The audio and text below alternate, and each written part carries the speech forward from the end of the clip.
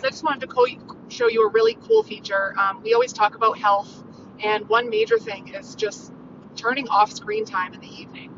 You can select the time that you want to disconnect from your screen time, but a lot of my clients find, maybe lack of sleep because they're endlessly scrolling or doom scrolling the Instagram or the Facebook or the TikTok. So one thing that can help is really turning off your downtime. And as you can see, I have all of my apps completely shut off, but you can select which ones you want access to still. And you can also select your time. So let's say you want to go to bed by 10 p.m. So you want to disconnect from all screen time, between 9 p.m. or 8 p.m.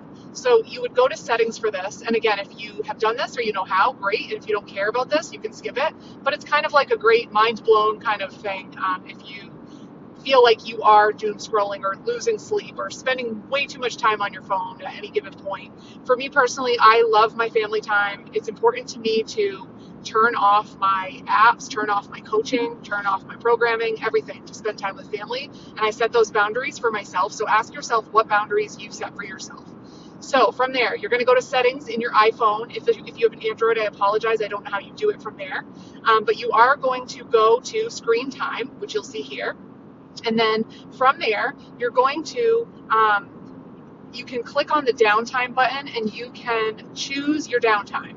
So this is not telling you when your downtime should be. That's not what I'm telling you. I'm saying that you can select specific days or times and you can schedule it. So like I have chosen 4 p.m. to 4 a.m. as my downtimes because I'm nuts. I go to bed early. I wake up early. I do my coaching first thing in the morning typically. So that is why my downtime might be a little bit different than most people. But you can choose days or you can do it for every day. So that's where you will click scheduled and then your downtime is set officially. And that's where it will black out any apps that you don't want to use. That being said, the next thing to note is where it says always allowed. You have to click on that, and that will give you options on what apps you will always want to allow. So you can see here, obviously, what I've got. Sorry, that's my husband texting me on the dinner plan. So you can see what I have allowed on my phone. So like macro tracking, Google Keep for my special notes, my Remind app with school, my Ring camera because I like to know what's going on at school, my app for shopping groceries, Amazon Music. I also it's important to me to have phone calls or text messages.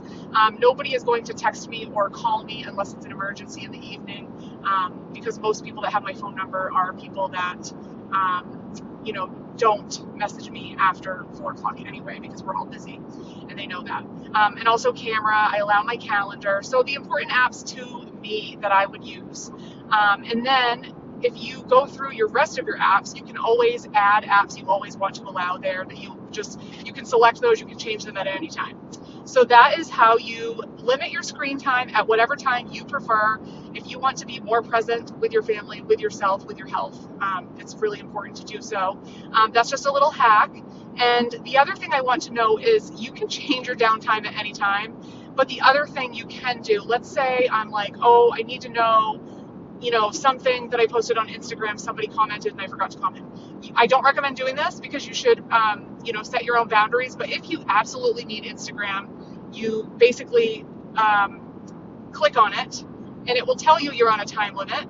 And you can easily click ignore limit and it will give you like an extra 5 minutes or whatever. But this is just a great barrier to limit yourself to how much you're using your phone. I know for me personally, and maybe you can relate, but sometimes I'm on autopilot and I'm just checking my apps out of habit. And it's almost unnecessary. And sometimes I find that I'm doing it way too frequently, way more repetitive than I should. So this just, again, creates that barrier to say, oh yeah, okay, my app is shut off. I can't access it right now. I can't check my messages. I can't check my notifications on my social media platforms, which is how I run my business.